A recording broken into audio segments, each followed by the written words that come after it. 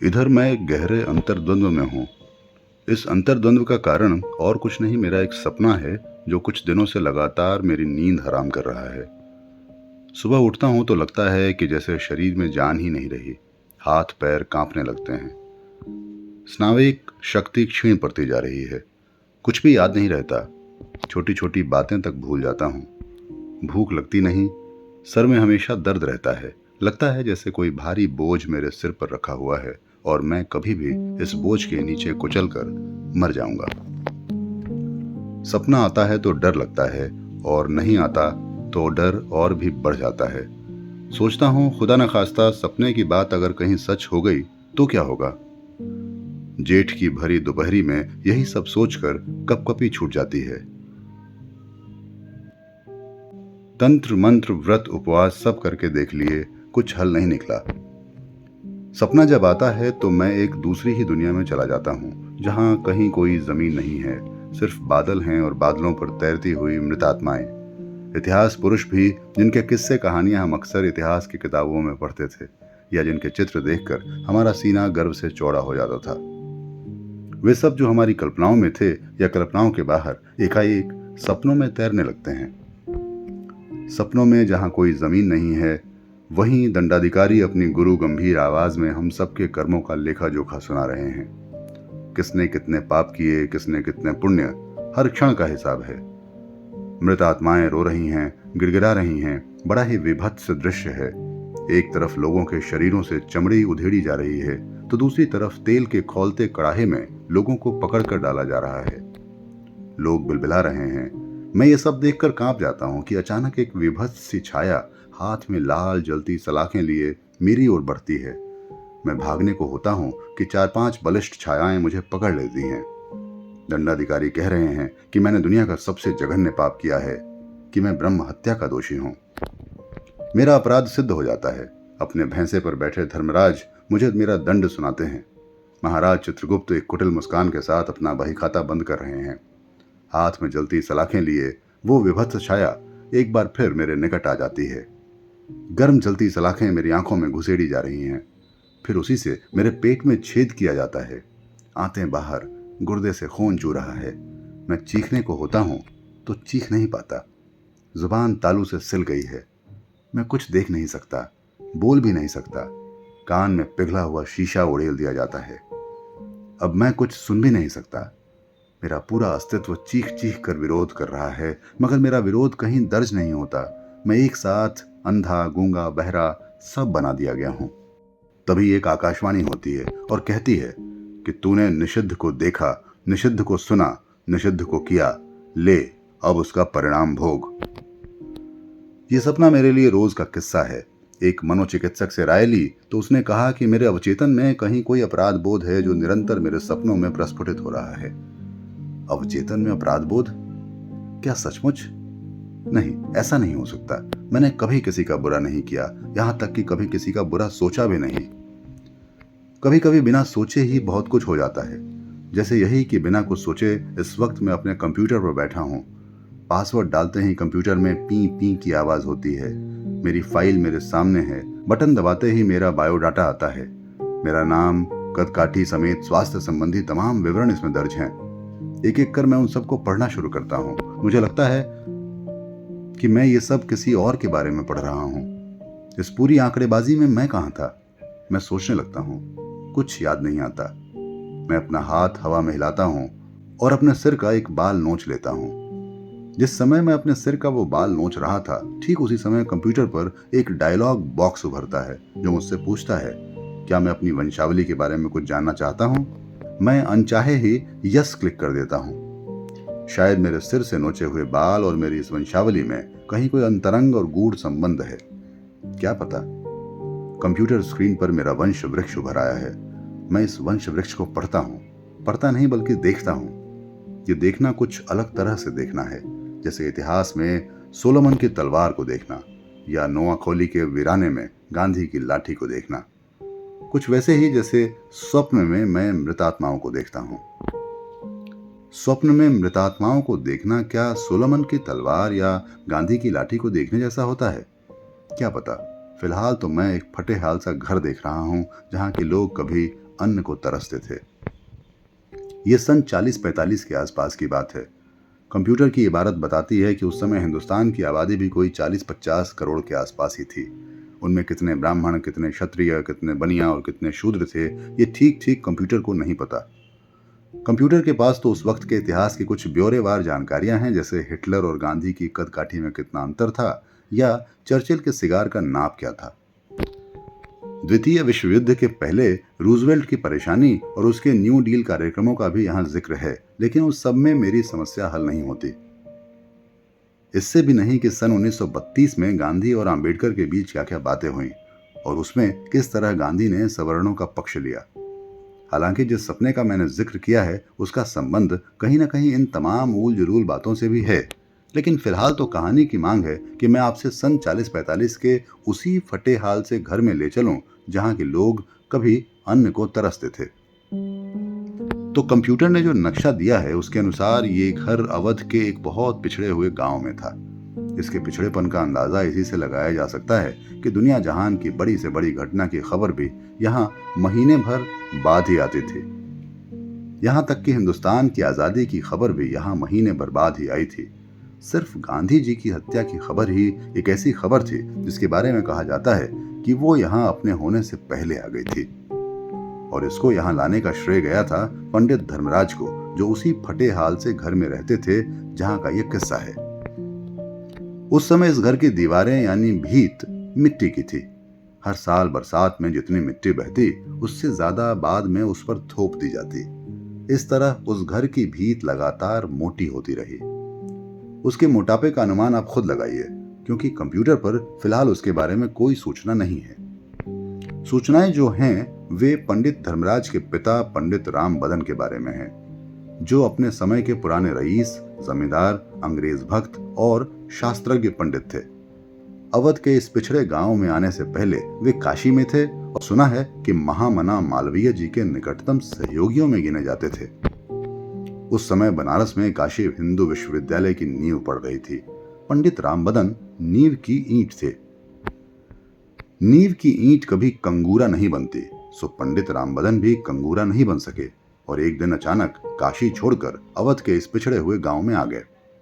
Computer की सूचना बताती है कि उम्र के 40वें वसंत में पंडित रामबदन को एक पुत्र रत्न की प्राप्ति हुई। इस अवसर पर सारे गांव को सामूहिक भोज दिया गया। कांसे की थाली बजी। लड़के के जन्म पर इसे शुभ माना जाता था। नाच गान हुआ और उत्सव हुआ। पुत्र की अच्छी शिक्षा दीक्षा की भी पंडित जी ने बहुत कोशिश की, लेकिन धर्मराज को न पढ़ना था न पढ़े। बचपन से ही उद्दंड और दुस्साहसी स्वभाव के पंडित धर्मराज की मित्र मंडली भी बड़ी उटपटांग थी। इसमें अहीर चमार तो थे ही, हिजड़े भी बाहैसियत अपनी उपस्थिति दर्ज किया करते थे। सच तो यह है कि उस समय हिंदुस्तान की जो हालत थी उसकी जानकारी भी उन्हें इन्हीं हिजड़ों के माध्यम से मिली। हिजड़ों के पास कहानियों का कभी न खत्म होने वाला एक भंडार था, और पंडित धर्मराज के लिए उस वक्त कहानियों से बड़ा चमत्कार और कोई था नहीं। सो कहानियों के जरिए ही पंडित धर्मराज ने दुनिया को देखा, उस दुनिया को जिसमें दुनिया भर की लंपटता और टुच्चापन था, मगर उसके बीच कहीं न कहीं एक ख्वाब भी था। आजाद हवा में सांस लेने का ख्वाब। इस ख्वाब की खातिर ही लोग लड़ रहे थे और किस्से बन रहे थे।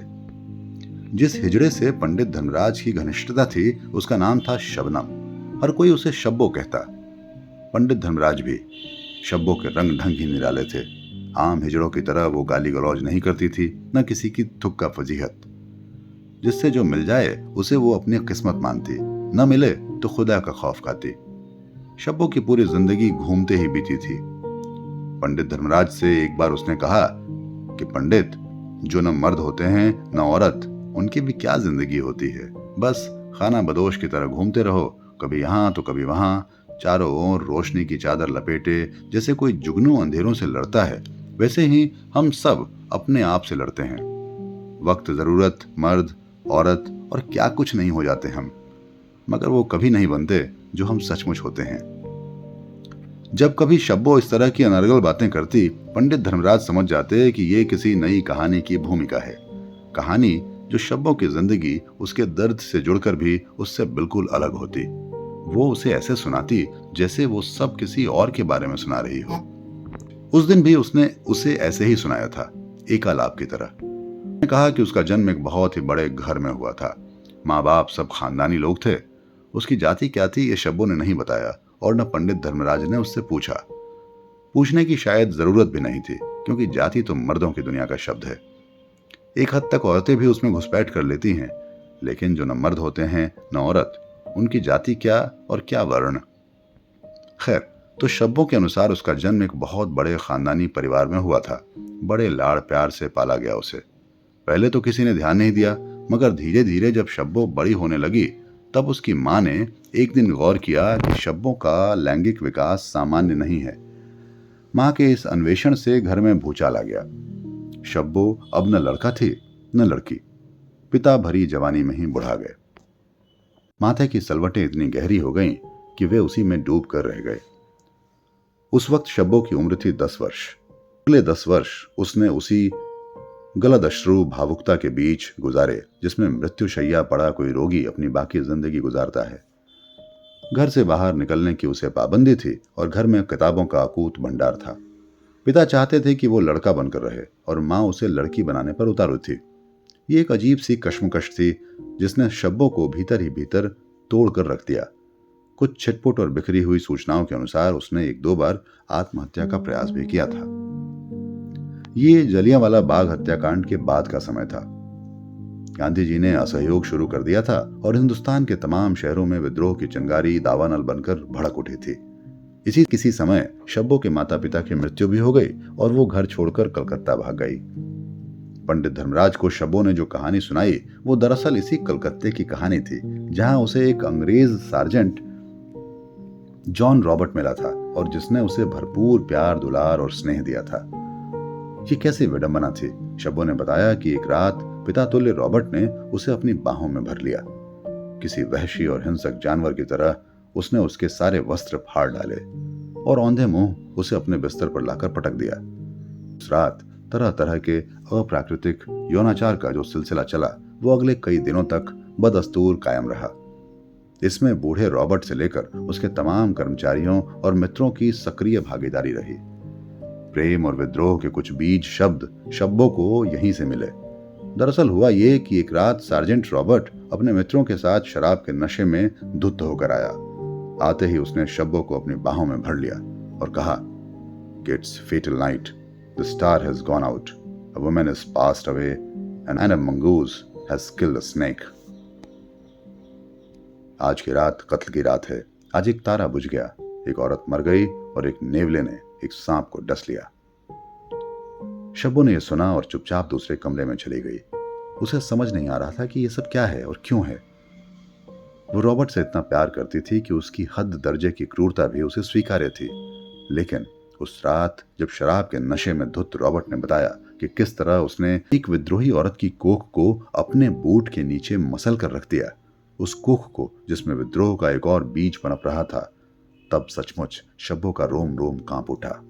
गुस्से में जैसे वो पागल हो उठी थी। आधी रात के बाद जब रॉबर्ट और उसके सारे मित्र खा पी कर चले गए, तब उस घर में एक खौफनाक सन्नाटा सा छा गया। शब्बो ने एक झटके में अपने शरीर के सारे वस्त्र उतार फेंके। शीशे के सामने उसने एक बार खुद को देखा। वो मुस्कुराई। सचमुच आज की रात कत्ल की रात है।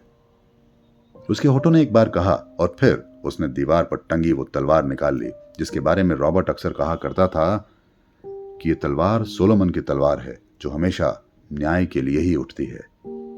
उस रात शब्बो एक पल के लिए भी नहीं सोई। रॉबर्ट को उसने भरपूर प्यार किया, उतना ही जितना कि कोई औरत कर सकती है।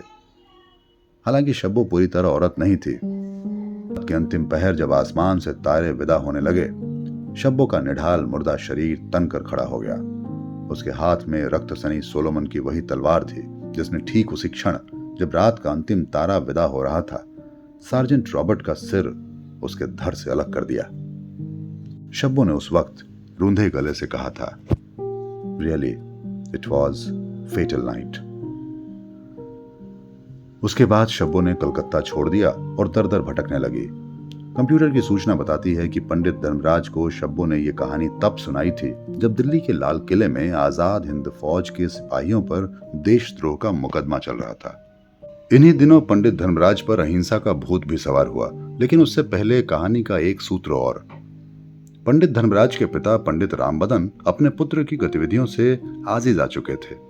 उन्हें लगता था कि उनका बेटा उनकी प्रतिष्ठा पर बट्टा लगा रहा है।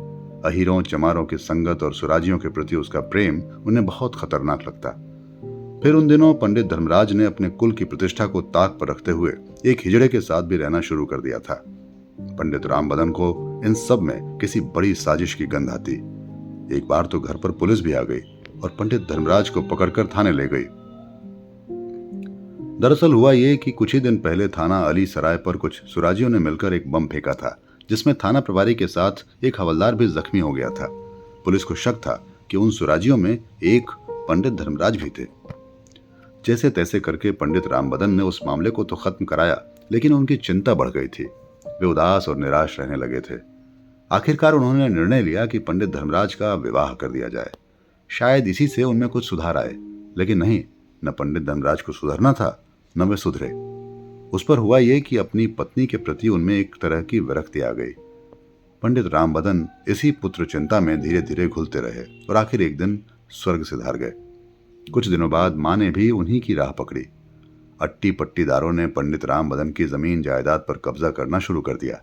पंडित धर्मराज ने उजबक का स्वभाव पाया था, सो कुछ कर नहीं पाए, या शायद कुछ करना ही नहीं चाहते थे। वैसे भी जमीन जायदाद के कामों में उनका मन कम ही लगता था। वे तो आकाश के पंछी थे, जिधर मन किया उड़ लिए। लेकिन उनकी ये उड़ान किसी को पसंद नहीं आई। पूरे गांव में उनकी छीछा लेदर होने लगी। हुक्का पानी बंद हुआ सो अलग। एक शब्बो ही थी जो उनकी हमराज बनी हुई थी, लेकिन वो भी कभी अचानक महीनों तक गांव से गायब हो जाती। उसका यूं अचानक गायब हो जाना हमेशा ही एक रहस्य रहा। उसके जाने के बाद पंडित धर्मराज का अड्डा जमता हरिजन बस्ती में। लेकिन यह भी बात की बात है, पहले तो पंडित धर्मराज दुनिया के प्रति उतने ही क्रूर थे जितना कि कोई रईस जमींदार हो सकता है। खैर, तो पंडित धर्मराज उस रईसी और कुल परंपरा से बेदखल कर दिए गए, जिसे उनके पिता ने बड़े जतन से जीवन में बनाया था। पंडित धर्मराज का हरिजन बस्ती की सुखना चमाइन से प्रेम था, बावजूद इसके कि तब उनका ब्याह हो चुका था और उस ब्याह से उनके 2 बच्चे भी थे। पंडित धर्मराज पर जिस समय अहिंसा का भूत सवार हुआ, उस समय तक ये बच्चे खासे बड़े हो गए थे। पंडिताइन यानी पंडित धर्मराज की पत्नी किसी तरह सीधा पानी मांग जांच कर इन बच्चों का पेट भरती। हालांकि पेट भी पूरा कहां भरा जाता, लेकिन मन की तसल्ली के लिए यही काफी था। उधर सुकना की ठसक सारे गांव की नाक में दम किए हुए थी। पंडित धर्मराज को शब्बो ने बताया था कि गांधी बाबा सारे देश में हरिजन उद्धार के काम में लगे हैं। बहुत जल्दी फिरंगी इस देश से भाग जाएंगे। हालांकि शब्बो गांधी बाबा की अहिंसा की बहुत पक्षधर नहीं थी, फिर भी जब कभी इस तरह की कोई बात होती तो उसे रॉबर्ट याद आ जाता और उसकी आंखों में आंसू छलक जाते। एक दिन अचानक पंडित धर्मराज ने रामनामी दुपट्टा ओढ़ लिया और सधुआ गए। पता नहीं इसके पीछे अपनी पत्नी के प्रति उनकी कड़वाहट थी या कुछ और, लेकिन एक बार उन्होंने जो घर छोड़ा तो फिर मुड़कर वहां नहीं गए। गांव के बाहर बारी के बाबा के आश्रम में उन्होंने अपनी धोनी जमा ली। शब्बो अक्सर यहीं आकर उनके साथ रहा करती। पंडित धर्मराज ने अहिंसा का जो व्रत लिया था, उसकी भी अपनी एक कहानी है। दरअसल पंडित धर्मराज जब से बारी के बाबा के आश्रम में आए थे, उन्हें आश्रम के लिए लकड़ी काटने जंगल जाना होता था। एक दिन वे भरी दोपहरी लकड़ी काटने जंगल चले गए। ढाक के पेड़ पर अभी उन्होंने अपनी कुल्हाड़ी चलाई ही थी कि क्या देखते हैं कि पेड़ के कटे हुए भाग से लाल रंग का कुछ खून सा तरल द्रव निकल रहा है। पंडित धर्मराज भय से कांपने लगे थे। उन्हें लगा कि किसी ने उनकी गर्दन पर कुल्हाड़ी चला दी है। बस उस दिन के बाद पंडित धर्मराज ने पेड़ तो क्या, खेत में हल चलाना तक छोड़ दिया। फटे हाल सा वो घर जहां के लोग सचमुच कभी अन्न को तरसते थे, पंडित धर्मराज के अहिंसा व्रत से जार जार रो पड़ा। उसकी भीत ढहने लगी। फिर पंडित धर्मराज का मन रमा जाकर गीता में और वे हुए प्रकांड पंडित। बारी के बाबा ने कहा, राम बदल के पूत अकेला, किस घर मा ठेलिम ठेला, प्रथम बार जब पिता पढ़ावा, पढ़ब लिखब ना इनके भावा, छोड़ छाड़ आए निज भवना, कबहू सरैया कबहू मौना, कबहू बारी कबहू पहाड़ी, अरे ये तो होएगा पूर्णचारी। बारी के बाबा का ये छंद भी कंप्यूटर में इस सूचना के साथ दर्ज है कि पंडित धर्मराज ने कुछ ही दिनों में सिद्धि प्राप्त कर ली थी और गांव के तमाम भूत प्रेत उनके वश में हो गए थे। कहते तो यहाँ तक हैं कि पंडित धर्मराज के प्रताप से ही शब्बों की नपुंसकता दूर हुई और वो उन्हीं के आशीर्वाद से स्त्रीत्व का प्रसाद पा सकी। इसी से जुड़ी अंतः कथा सुकना की भी है। इसका स्रोत भी यही कंप्यूटर है जिस पर बिखरी हुई वे तमाम सूचनाएं दर्ज हैं जो कहीं न कहीं मेरी वंशावली यानी सुशील कुमार ओझा पुत्र श्री सियाराम शरण ओझा पुत्र श्री से संबंध रखती हैं। कंप्यूटर जानने वाले जानते हैं कि एक बार कंप्यूटर पर अगर कोई सूचना दर्ज हो जाए तो वो कभी समाप्त नहीं होती। डिलीट करने पर भी वो बस बिखर भर जाती है। यहां भी यही हुआ। मेरे लाख चाहने पर भी मेरी वंशावली के ये विकृत तथ्य कभी खत्म नहीं होते। हर बार कुछ और विकृत होकर सामने आ जाते हैं। वैसे भी इतिहास चाहे व्यक्ति का हो या राष्ट्र का, खत्म कब होता है? कंप्यूटर की सूचनाओं की तरह उसे बिखरना भर होता है और फिर हर बार एक नए इतिहास की तलाश। सुकना के बारे में अचानक गांव में यह खबर फैली कि उसे एक बच्चा हुआ है। इसमें सनसनी जैसा कुछ भी नहीं था क्योंकि ऐसी खबरें उन दिनों आम हुआ करती थीं। आम और खास का भेद हमेशा जाति और कुल परंपरा से होता था। फिर भी सनसनी ये थी कि बच्चा होने की रात सुकना कर्मों के ताल पर मरी पाई गई थी और बच्चा बारी के बाबा के आश्रम के सामने मैले कुचैले कपड़ों में ढका तुपा हंस रहा था। पंडित धर्मराज उस वक्त अपनी कुटिया में बैठे गा रहे थे, रघुपति राघव राजा राम पतित पावन सीताराम, ईश्वर अल्लाह तेरे नाम, सबको सन्मति दे भगवान। और शब्बो थी कि कुटिया के बाहर आंगन में अल्पना बना रही थी। लाल पीले हरे गुलाबी और ऐसे ही तमाम सारे रंग। उन चटख रंगों से जाने कितने चटख बिंब उभर रहे थे, जैसे भूमध्य के बीच सहस्त्रसार की कल्पना। कि तभी अचानक किसी बच्चे के रोने की आवाज आई। शब्बो एक पल में आकाश की ऊंचाइयों से नीचे जमीन पर आ गिरी। उस ओर जहां से बच्चे की रोने की आवाज आ रही थी, ढाक का एक लहूलुहान सा पेड़ था। पेड़ पर एक घोंसला था। घोंसले में एक गौरैया अपने अंडे से रही थी।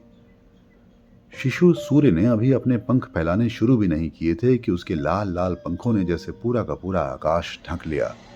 ची ची चर चर, पेड़ों से पत्ते गिरने की आवाज और ऐसा ही बहुत कुछ। क्या ही खुशनुमा मौसम था, लेकिन शब्बो भय से कांप रही थी और बच्चा भय से रो रहा था। उसका ये रोना पत्तों के गिरने या पक्षियों के चहचहाने से बहुत बहुत अलग था। उधर पंडित धर्मराज का अपनी कुटिया से रघुपति राघव राजा राम का गान भी इन तमाम आवाजों के बीच चुपचाप कहीं गुम हो गया था। शब्बो ने झट से बच्चे को अपनी छाती से लगा लिया और उसे चूमने लगी। बच्चे का भी रोना बंद हो गया था। पता नहीं कितनी देर शब्बो उस बच्चे के साथ खेलती रही। जब होश आया तो वो कुटिया में थी और बहुत बदली हुई सी भी। पंडित धर्मराज सिर झुकाए हत बुद्धि बैठे थे। उनकी गोद में वही बच्चा था जो अभी कुछ देर पहले लहूलुहान से ढाक के पेड़ के नीचे मिला था। शब्बो एकटक पंडित धर्मराज को देख रही थी और पंडित धर्मराज नीचे जमीन को। शायद ये खबर उन तक पहुंच गई थी कि अभी अभी कर्मों के ताल पर सुकना की लाश एक पेड़ से लटकी हुई पाई गई है। जन्म और मृत्यु जैसे एक साथ आ गए। भर भिनसारे जिस कुटिया में कभी शिव तांडव स्रोत या दुर्गा सप्तशती के श्लोक गूंजते थे, वहां आज सन्नाटा था। रोम रोम को चीर जाने वाली एक खामोशी। एकाएक पंडित धर्मराज के गले से गों गों की आवाज हुई और वे धड़ाम से जमीन पर गिर पड़े। वे शायद कुछ कहना चाहते थे मगर कह नहीं पाए। आवाज भीतर ही भीतर कहीं घुट कर रह गई थी। सिर्फ उनकी दो विवश और निरीह आंखें थीं जो कुछ कह रही थीं, मगर वे क्या कह रही थीं इसे शब्बों के सिवा कोई नहीं जानता था। शब्बों ने सुना कि पंडित धर्मराज कह रहे हैं, शब्बो आज फिर एक सांप ने एक नेवले को डस लिया। कहते हैं कि उसी दिन शबनम उर्फ शब्बो को स्त्रीत्व का वरदान मिला था। मरते हुए पंडित धर्मराज ने जिस क्षण उस बालक को शबनम की गोद में डाला, उसी क्षण उसके स्तनों में दूध उतर आया था। ये तमाम बातें गांधी जी की हत्या से 1 माह पहले की है। उस पुराने और बिछड़े हुए गांव में जहां किसी भी घटना की खबर उसके होने के 1 माह बाद ही आती थी, गांधी जी की हत्या 1 माह पहले ही हो गई थी। ऐसा क्यों था, कोई नहीं जानता। कहते हैं कि कर्मों के ताल पर आज भी सुकना चमाइन का प्रेत मंडराता है और ब्राह्मण पुत्रों को वहां जाने की सख्त मनाही है। जो जाते हैं वे भी पंडित धर्मराज का नाम जाप करते हुए ही। बहरहाल कंप्यूटर से एक बार फिर पीपी की आवाज आ रही है और किसी तकनीकी गड़बड़ी के चलते बीच की बहुत सी सूचनाएं गायब हो गई हैं। लेकिन मैं अब भी उस घर के बारे में जानना चाहता हूं जहां के लोग कभी अन्न को तरसते थे। पंडिताइन और उसके 2 बच्चों के बारे में जो बरसों बरस सीधा पानी मांग जांच कर किसी तरह अपने बच्चों को पेट भरती रही। लेकिन मुझे कुछ नहीं मिलता सिवाय इसके कि पंडित धर्मराज के मरने के बाद शब्बो उस बच्चे को लेकर फिर कलकत्ते वापस आ गई। कलकत्ते में काफी दिन छिपने छिपाने के बाद आखिर शब्बो को पकड़ लिया गया। आजाद भारत में उस पर सार्जेंट रॉबर्ट की हत्या का केस चला और उसे फांसी की सजा हुई। उस बच्चे का क्या हुआ, इसके बारे में कोई सूचना नहीं है।